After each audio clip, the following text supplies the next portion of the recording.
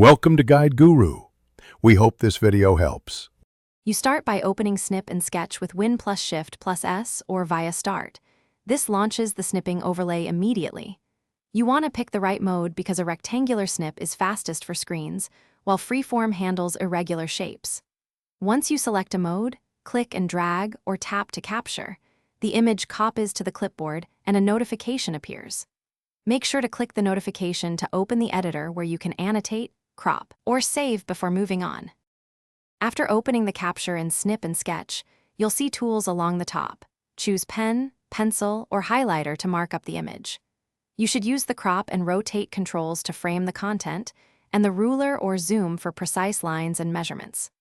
Once done, click the Save icon to choose PNG or JPG, or use Copy to Clipboard if you need to paste into an email or document immediately. Make sure to name files clearly for later retrieval. You can share directly from Snip and Sketch using the Share button to send attachments via mail or chat apps, which speeds collaboration.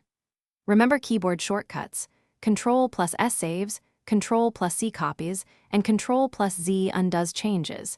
These keep your workflow fast.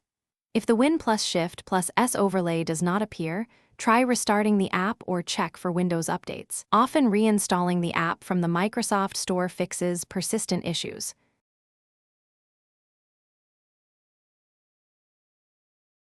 Thanks for watching. Consider subscribing if we helped you today.